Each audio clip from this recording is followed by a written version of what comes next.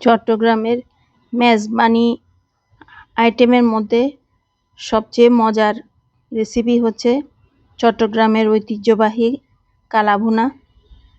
এটা চট্টগ্রামে যে কোনো প্রোগ্রামে একদম আমরা ছোটবেলা থেকে দেখে এসেছি। পূর্বপুরুষরাও এই মেজবানি আয়োজন প্রত্যেকটা ঘরে ঘরে করত। তখন এই মেজবানির আইটেমের মধ্যে থাকতো মেজবানির মাংস, কালাভুনা, নলার ঝোল, চনার ডাল আর সিদ্ধ চালের মোটা ভাত। চলুন তাহলে দেখে নিই। আসসালামু আলাইকুম, সবাই কেমন আছেন? আশা করি ভালো আছেন। নতুন আরেকটা ব্লগ দেখার জন্য সবাইকে ওয়েলকাম করছি। আজকে আমি প্যাকেট মশলায় কালাভুনা রেসিপিটা ট্রাই করব প্রথমবারের মতো, কারণ আমি একবার ঘরোয়া মশলায় কালাভুনা রান্না করেছিলাম, ওইটার টেস্ট আমার দারুণ লেগেছে।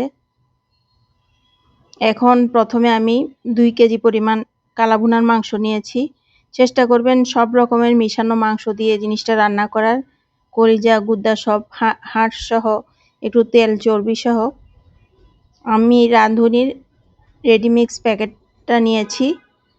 এখানে 2 কেজি পরিমাণ মাংস হবে। দিয়ে দিয়েছি পেঁয়াজ কুচি, আদা রসুন বাটা, স্বাদ মতো লবণ। আর রাঁধুনির প্যাকেটের মশলায় 2টা প্যাকেট ছিল, 2টা প্যাকেটই আমি দিয়ে ফেলছি, যেহেতু আমার মাংসের পরিমাণটা বেশি। আর একটা জিনিস আমি খেয়াল করেছি, আপনি যদি পানি না দিয়ে কালাভুনার মাংসটা রান্না করতে পারেন তাহলে এটা টেস্টটা একরকম আসে, আর যদি পানি দিয়ে রান্না করেন তখন টেস্টটা একটু চেঞ্জ হয়ে যায়। কারণ আমি পানি ছাড়াও রান্না করেছি, পানি দিয়েও রান্না করে দেখেছি, ওই জন্যই আমার দোনো রকম অভিজ্ঞতা আছে।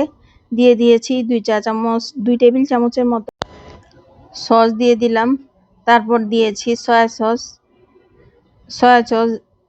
আপনি চাইলে 2 চা চামচ বা 2 ঢাকনা দিতে পারেন।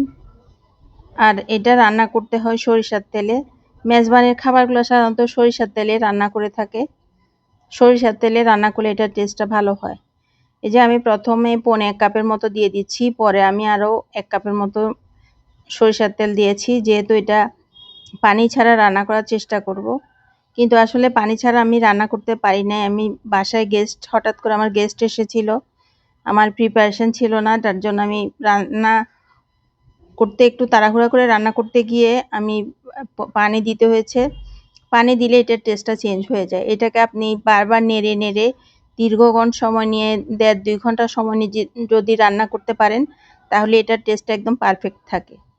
সব কিছু দিয়ে আমি একটু এখন হাত দিয়ে নেড়ে দিচ্ছি, কাঠি দিয়ে নেড়ে দিয়ে তারপর আমি চুলায় বসিয়ে দিব। বসিয়ে আমি বারবার নেড়ে নেড়ে প্রায় 1 থেকে 1.5 ঘন্টার মতো রান্না করব। করতে করতে এটা কালো হয়ে যাবে। সব মশলার রং মিলে, সরিষার তেল মিলিয়ে এটার খুব সুন্দর একটা কালার আসবে। আমরা ছোটবেলা থেকে দেখে এসেছি, আমাদের নানার বাড়িতে বিভিন্ন প্রোগ্রামে মেজবানি খাবারের যখন আয়োজন করতো তখন এই প্যাকেজের মতন সব কিছু থাকতো। আমরা সবাই অনেক মজা করে খেতাম। কিন্তু এক এক বাবুর্চির রান্না আসলে এক এক ধরনের। ঘরোয়া রান্নার স্বাদ একরকম, বাবুর্চিদের হাতের রান্নার স্বাদও আরেক রকম। আমি একটা মেজবান বাড়িতে বাবুর্চির হাতে যে কালাভুনা খেয়েছিলাম, কালাভুনা, মেজবানির মাংস, চনার ডাল, ওই টেস্ট আমার মনে হয় যেন আমার এখনো মুখে লেগে আছে। এত মজা হয়েছিল, মানে আমি এখনো ভুলতে পারি নাই। আর যারা আমার নিয়মিত ব্লগ দেখেন তাদেরকে অনুরোধ করব ছোট্ট একটা লাইক দিয়ে ব্লগটা দেখা শুরু করবেন। কোনো অংশ ভালো লাগলে ভিডিওটা শেয়ার করে দিবেন।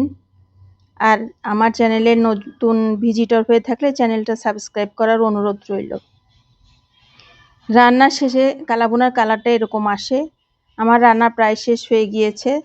আমরা রান্নার শেষে একটা বাগার দিতে হয়। এখন আমি বাগারটা একটু রেডি করে নিব। এর ফাঁকে আমি অন্যান্য রান্নাও করে নিয়েছি। এখানে রসুন কুচি, পেঁয়াজ কুচি, আদা কুচি, শুকনা মরিচ, এগুলো দিয়ে সরিষার তেল দিয়ে বাগারটা আমি দিয়ে দিয়েছি।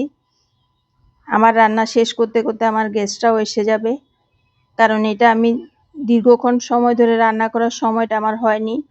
আমাকে 1 থেকে 1.5 ঘন্টার ভিতর এই রান্নাটা শেষ করতে হয়েছে। এটা স্লো আঁচে রেখে একটু সময় নিয়ে রান্না করলে রান্নাটার টেস্টটা অনেক ভালো আসে, ঝোল না দিয়ে, পানি না দিয়ে। তারপর অন্যান্য রান্না করেছিলাম, পোলাও রান্না করেছি, চিকেন রোস্ট করেছি, ডিমের কোরমা করেছি, চিংড়ি মাছ দিয়ে একটা সবজি করেছি, তারপর চিকেন কাবাব করেছি। এসব দিয়ে মেহমানদারি করেছি।